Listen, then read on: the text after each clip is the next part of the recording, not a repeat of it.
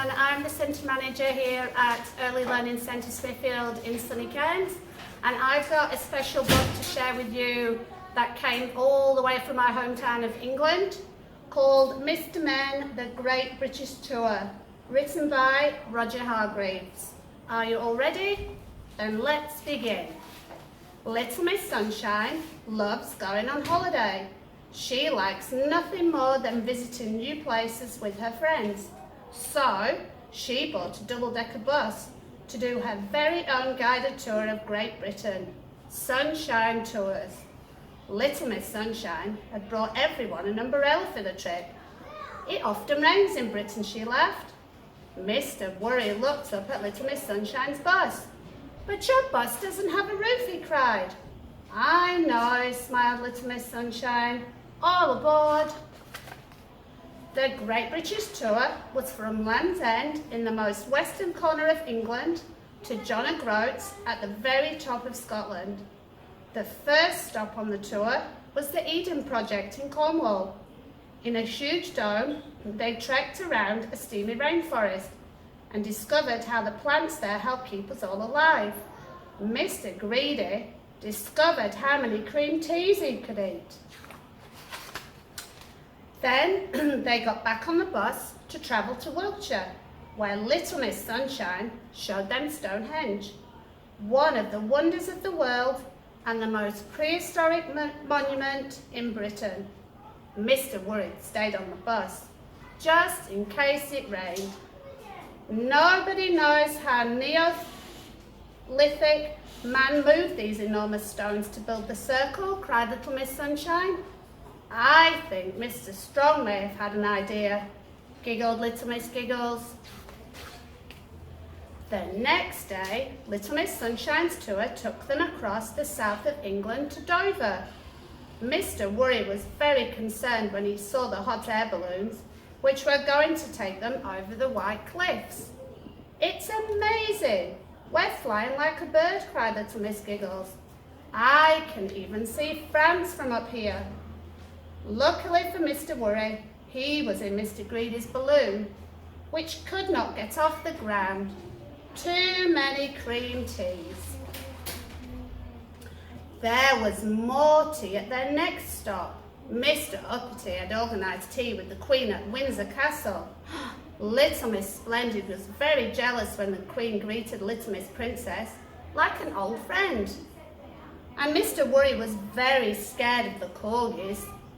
But things only went from bad to worse. Little Miss Stubborn refused to curtsy in front of the Queen. Mr. Clumsy spilt his tea on the rug. And of course, Mr. Greedy ate all the biscuits. Mr. Uppity was very embarrassed.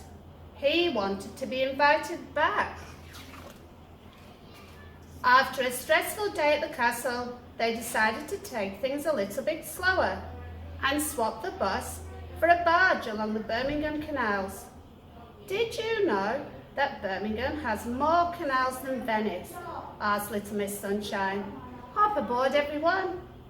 Mr. Worry decided to stay on the bus again. He was worried he might fall off the barge. And of course, Mr. Bump did fall in the canal. And Mr. Clumsy and Little Miss whoops splash. Once they'd all dried off, they climbed back on board Little Miss Sunshine's tour bus.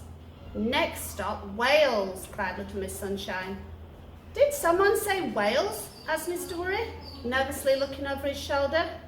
But Mr. Worry had no need to be worried as they travelled out of England to Carnarvon Castle in Wales, where they watched an entertaining jousting competition. Mr. Topsy-Turvy was not going to win any prizes. It was a flying visit to Wales, as that night they camped in Sherwood Forest under the stars.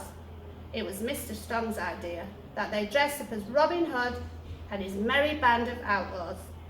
Mr. Mean made a very good sheriff of Nottingham, and Little Miss Somersault was an excellent shot with a bow and arrow. Mr. Dizzy was not so good.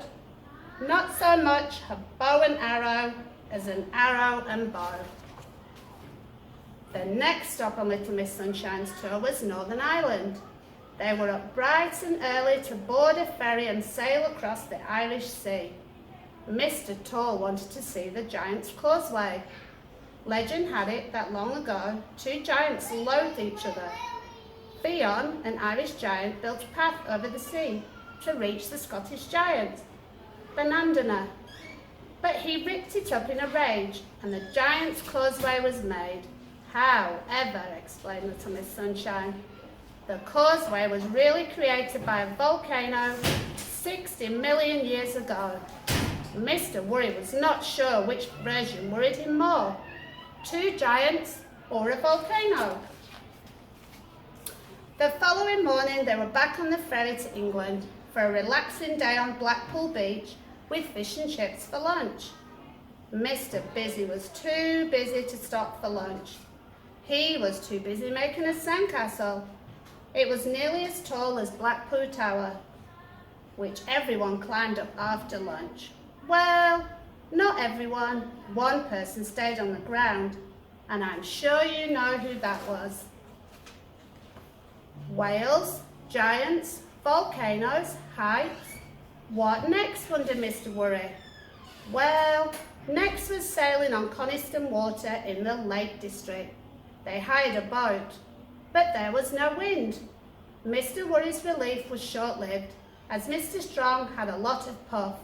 He took a very deep breath, and he huffed, and he puffed, and he puffed, and he huffed, all the way around the lake. Mr. Worry kept a close lookout for whales. Little Miss Sunshine's tour was nearing its end, but not before they travelled even further north, through England, up to Scotland. On their way, they passed the Angel of the North, which was 4 times taller than their double-decker bus.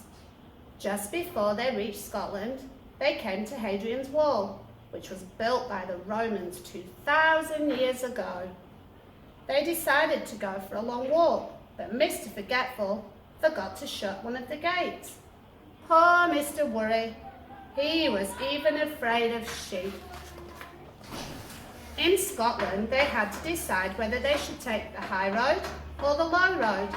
They decided on the high road, all the way up Ben Nevis, the highest mountain in the British Isles. Mr. Worry wished that he had not stayed on the bus this time. After exploring Scotland, they finally reached OGroats. They all agreed it had been a wonderful tour. And we didn't even need the umbrellas, laughed Little Miss Sunshine happily.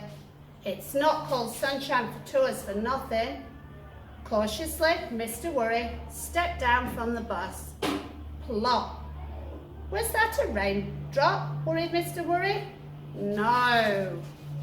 It was a seagull, giggled Little Miss Giggles.